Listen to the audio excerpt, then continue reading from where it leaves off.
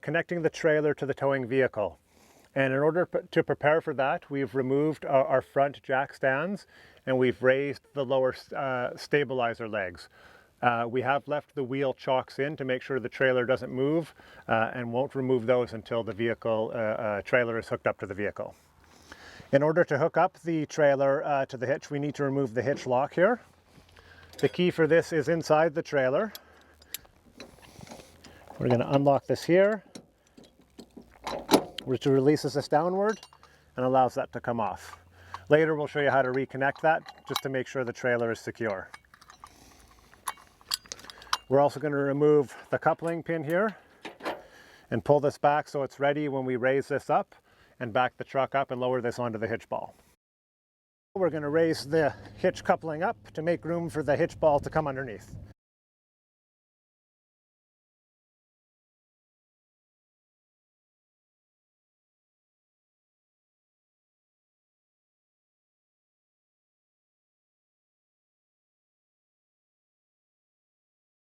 Okay, so the coupling is down on the hitch ball. Now we want to make sure everything is secure. Going to push this in and stick our pin in to make sure that doesn't release and pop off of there. The next thing we're going to do is connect the electrical for the trailer onto the vehicle.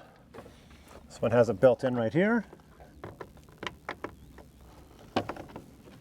And then we're going to do the safety chains here, which connect on either side of the hitch attachment on the vehicle.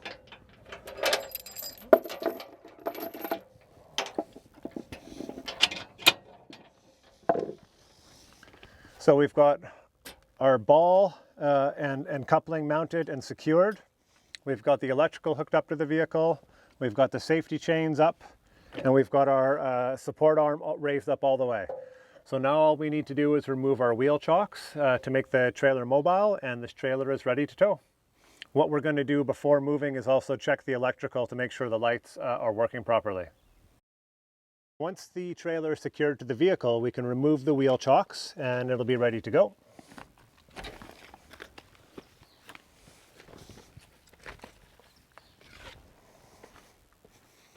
Remember to do both sides of the trailer.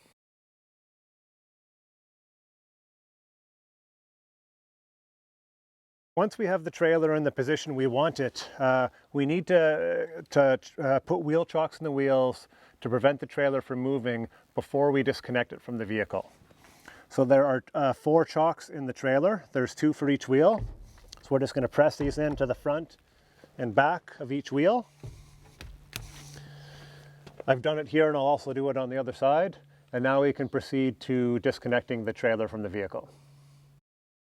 So once we have the trailer in position and it's been leveled from side to side, we can go ahead and disconnect it from the vehicle and move the vehicle away, and then we can adjust our trailer for the front to back vertical. So I'm going to start off by removing the electrical. Then I'm going to do our safety chains.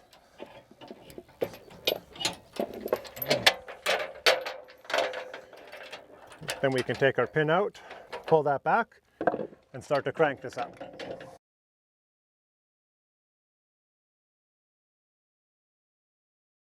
So you can see below here I've got a plank of wood. This gives you a nice stable base, and one of the things you can often do is have multiple pieces of wood if you want to bring this up higher, which might be the case if you've got a higher hitch ball on the vehicle. This is going to be suitable for this one here, so we'll continue.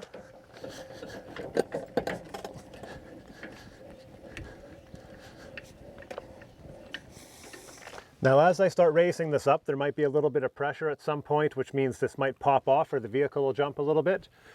Shouldn't be anything too extreme, just be mindful about that when it happens and keep your hands clear of that area.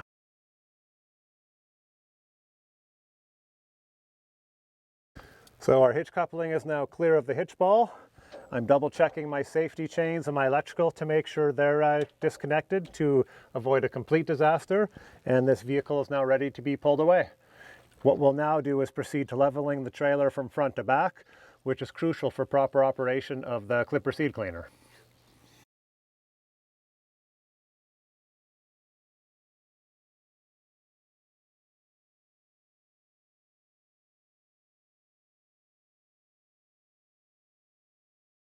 So to help balance the trailer, level the trailer from front to back, we're going to release our rear stabilizer bars. This is going to give us some sturdiness when the seed cleaner is moving on the inside. We've got a piece of wood down here, so there's a good platform for the stabilizers to sit on. To release the stabilizer, I'm going to push it inwards towards the middle of the trailer, and then swing it out down below, and it just locks into place. To bring the foot down, there's a release lever here, and that sets right on there. Now I can adjust this further with a small bar that comes with it, which just pops into one of the holes, and I can crank a little bit. So there will be a little bit of adjusting here with the front in order to get our trailer perfectly level, but these swing out very easily and are very quick to adjust. There's one on each side, so be sure to bring both down before proceeding to use the seed cleaner. So in leveling the trailer front to back, now we've got our rear stabilizer bar set. We're going to place our jack stands in front, and we're going to lower the trailer onto this in order to find a level point to operate the clipper seed cleaner. We've got the jack stand here sitting on a plank of wood to give it a good platform so it doesn't push into the ground. And then underneath here, the jack stand is directly under a cross piece here. So it's important that you don't try to set it on an edge, which is just aesthetic, that it's under one of the metal beams here. Now we can proceed to lower the trailer on there and check our level, and we should be ready to go. So there are jack stands for both sides of this, so just be sure that both are set to make sure your trailer stays level and well supported when you're running the seed cleaner. The jack stands are adjustable, so this can raise up or lower down with the lever here to help you get the right position. So once we have the trailer in place and the vehicle is pulled away, we've got an immobilizer unit we put on the coupling here, and this is to keep the trailer secure to make sure nobody pulls away with it. We simply slip it over the coupling here. We push this bottom piece up into the gap there, and then push this in, lining it up with the holes, and that just locks into place. So now this is secure, and we're going to start lowering our bar down here to get our trailer level.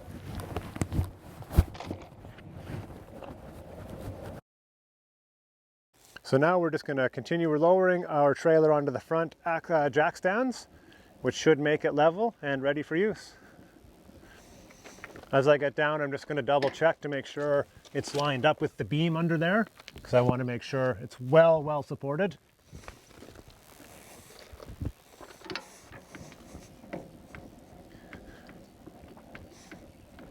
The jack stands will now take all the pressure, and I've actually brought the front stand right off the ground, so now all the pressure is between the front jack stands and the rear stabilizer legs.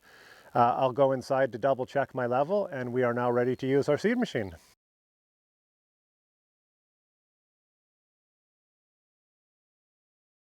So the trailer has side doors on both the driver's and passenger side, which allow us access to the clipper seed cleaner. The driver's side door here accesses the screens, and the other side door is where our clean seed comes out. So to access the trailer, once you have the combination for the lock, it can be removed,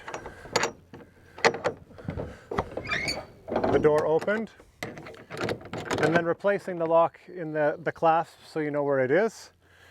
The door has a catch here, so it can be open in windy conditions and not blow around. We're just going to open that all the way. And now we have access to the screen side of the clipper. So opening the rear doors to the trailer is much the same as the side doors. We're going to remove our lock and replace it back on the clasp to make sure we don't lose that. So to hold our doors open, we can see we've got a clasp here, which we can pull out from the trailer, and it's just going to hook onto the door here.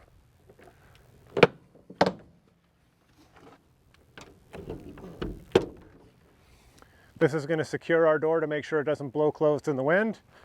And we'll do the same thing on the other side. So to close the rear doors, the driver's side goes closed first, then the passenger side. We're going to open our lock. Now with this door, we do need to give it a good push because it needs to latch on the top and on the bottom to close securely. So I've pushed that in, I've double checked to make sure it's good to go. And I've replaced my lock. So now the trailer is ready to move.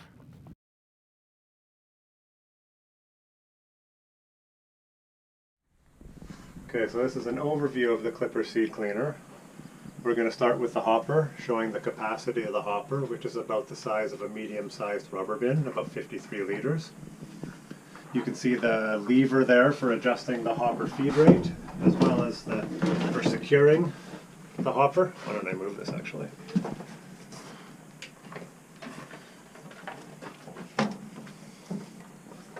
You can see the top screen, which scalps off the bigger material and lets the desired seed fall through.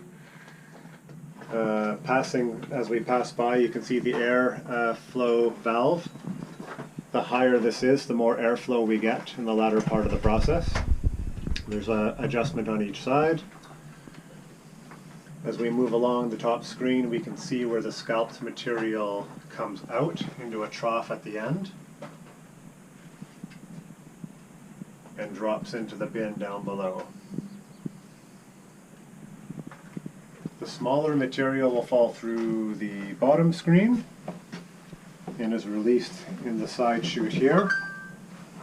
The bucket attached to the clipper will catch all that material. And then the good seed comes out the far end.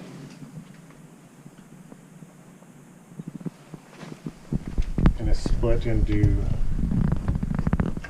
primary and secondary seed based on its weight.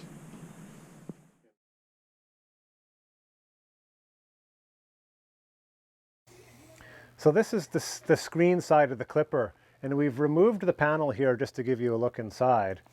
So this is the motor that drives both the vibrating mechanism and the blower, and it's the blower that as the seed passes, pushes air past the seed. The heavy seed continues to fall where the lighter seed will get blown up. You can see some of the chaff falls in behind here, so it's a good place, it's another place that needs to be cleaned. And it also allows us to get up in behind there to access some of the harder areas to get with the chaff up here on the other side, which we can get in with the vacuum cleaner here. There's not a lot of adjustments to be made in here. It's just good to know, good to really know how the mechanism works. You can see, so you can see inside to get a better sense of how the machine is operating in order to clean the seed. It's just held on with 4 simple bolts on each side, and they can easily be removed with a flathead screwdriver or the right-sized wrench.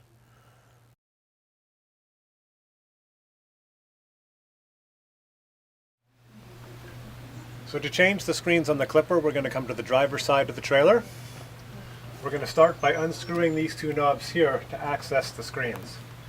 You can see we've got our other screens here, so we're going to take our new screens from here if we want to change them and place them in here, and these ones will go back in.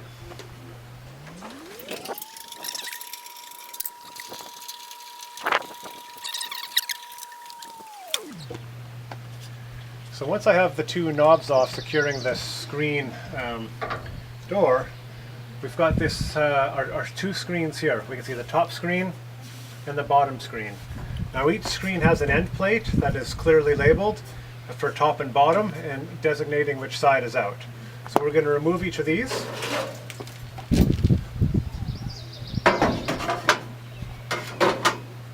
Place those below, and then our screens just slide out.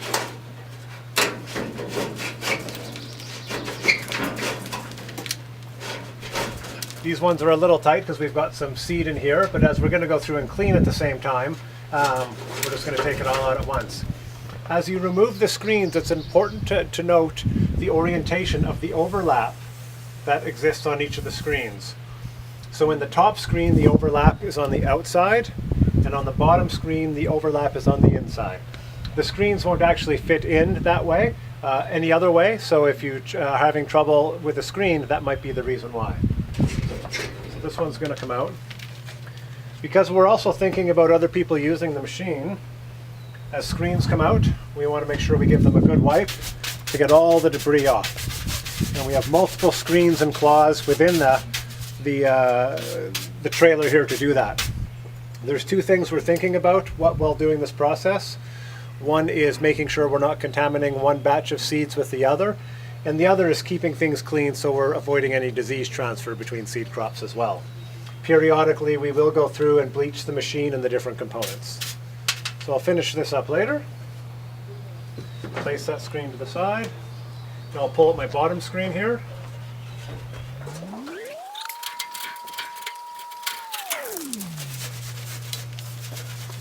Our bottom screen is usually the finer mesh, so we'll find seed gets stuck in there a little more easily.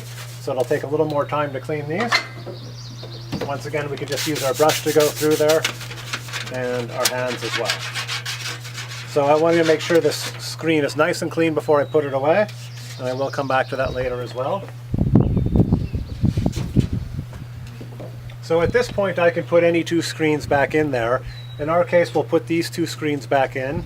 But while we have things taken apart, we're going to take a look at how we clean the clipper as well. So once the screens are out, you'll notice there's these other plates here which have a series of rubber balls in them. So this is just part of the design that helps distribute the air as part of the process as a little bit of the air blows up into the seed here. So these can also be removed. And a thing to remember is that for each section here, there's 5 rubber balls. That way if you accidentally drop this on the ground or one gets loose, you know how to redistribute them. And they will bounce around between the two different compartments in each section quite readily. So we're going to take this bottom one out, as well as the top one.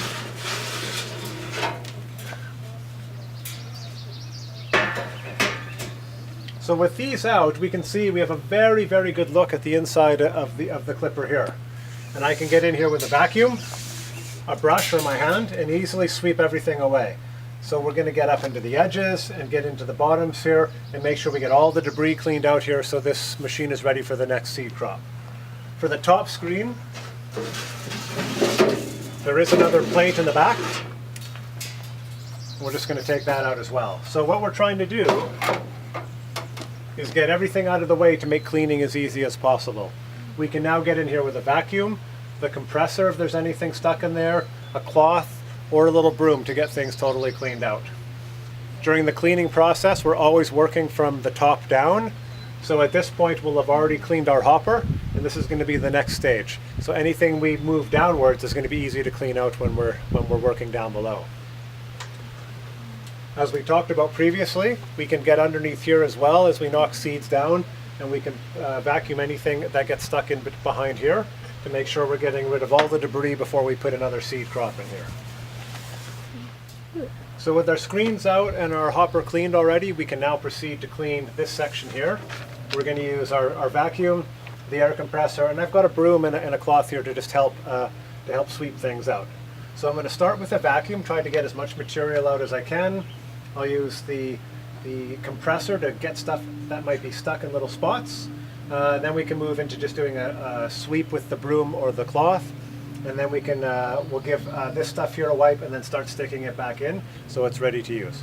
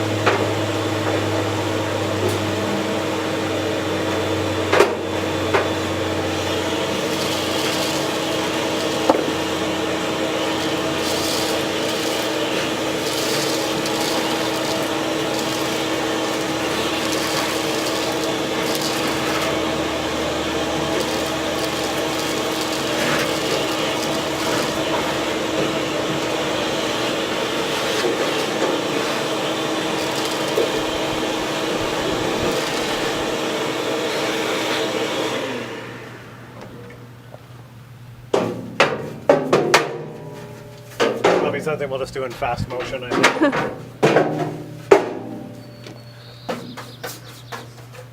Slow down for this portion.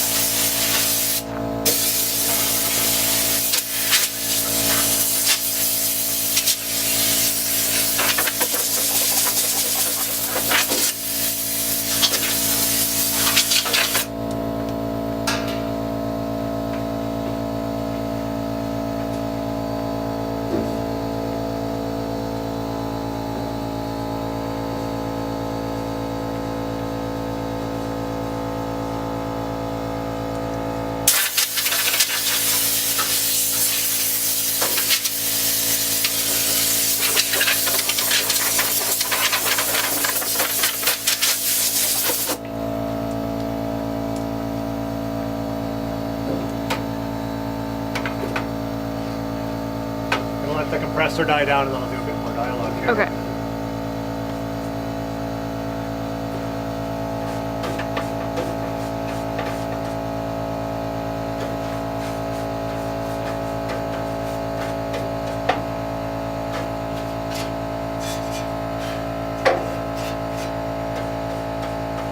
I'll just keep doing this until it's ready.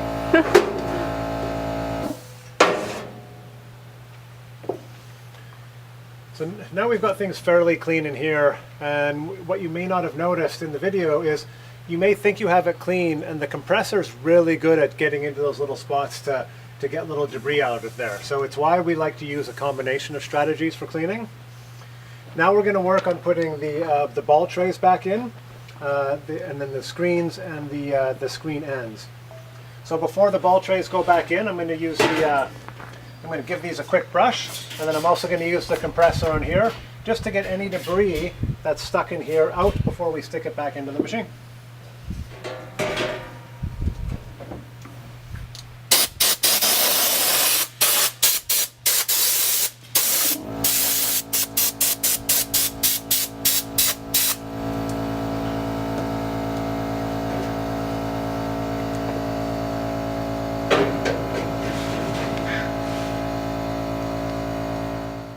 So when putting the ball screens back in, we'll notice there's slats here.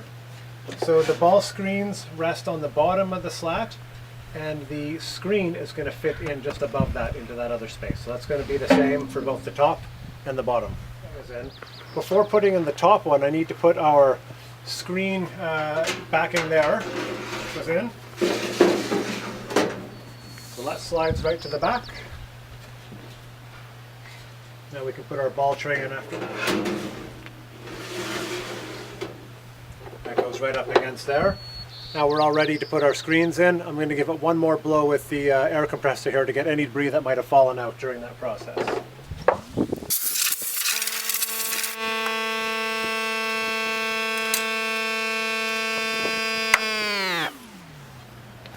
So you may notice I'm stopping and using the compressor multiple times. One of the reasons for that is really making sure we've got a clean machine. Number one, I want to make sure if I'm cleaning different types of seed, I'm not contaminating it with the previous lot. And I particularly want to make sure I'm leaving the machine in good shape for the next person who uses it as well.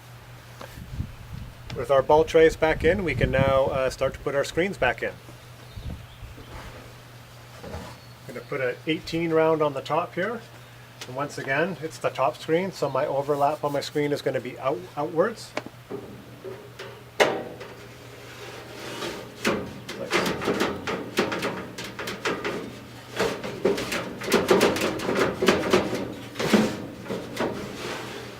The screens do sometimes catch on the balls, and you can just roll them over. Now, as the screen gets in, you remember we put in our end piece there. The screen needs to tuck under the end piece.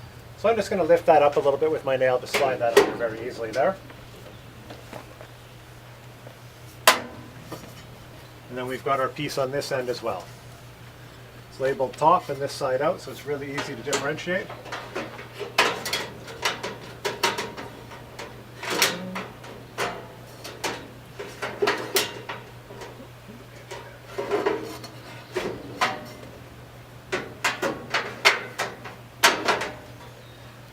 So when this piece goes in, it's sliding underneath this overhang, and it's flush with the sides there. So I know this is in correctly on both ends, and that top screen is ready to go. My bottom screen I'm putting in a 12 round. My overhang is on this end, and it goes in on this side. There's nothing catching on the other side, so it's ready to go. We've got our labeled end here for the bottom. This, when it goes in, goes above the screen. And you know that's in properly as well when it's flush with the sides. So as a review, I've got my top screen in with the end flush to the sides, bottom screen in with the end flush to the sides, and we're now ready to close this up and start cleaning seed again. We close that up, we can see it closes nice and flush, and then we're going to use our knobs here again to close that up and be ready to go. So now we're going to come and clean this part of the clipper. So even though this is generally behind a screen, which is here, we want to get in behind here again. We're really concerned about contamination of our own and other crops. So we want to get in here and vacuum as much stuff out as we can. We'll use the air compressor to get stuff out of the little nooks and crannies. And then we're going to get up under here as well, because there's a little section under there where things tend to sit, and we want to get it cleaned out as good as we can.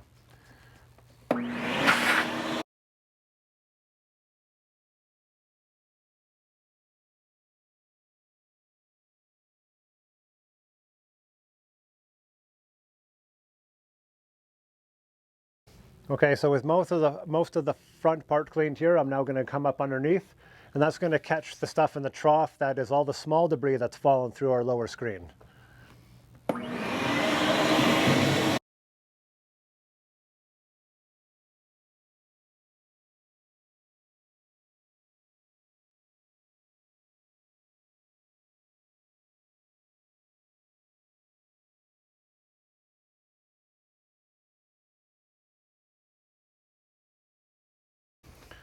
So one of the reasons I really like the compressor is because it can get into areas that you can't even see, and what it does is blows that debris out into the open so you can get in there with the vacuum. So having gone through there multiple times, like I said, there's very little dust in here, but I've been able to vacuum all the debris out, get right in behind there with the compressor.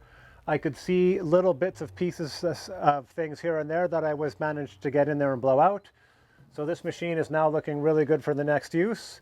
The last place to clean is just our small seed and chaff chute on the other side of the unit there. The seed and the chaff come out during the cleaning process. And so generally we just want to sweep things up here to keep them clean. More if we happen to spill our own seed down here, we want to make sure that it doesn't mix up with other seed and become unusable. I'm also going to get under here and just give things a little wipe on these discharge areas. Once again, with dust and debris, just trying to reduce the likelihood of any transfer of disease or any seed that might even be just stuck up in there. They're generally very smooth surfaces, but once again, just really trying to avoid contaminating one lot of seed with another.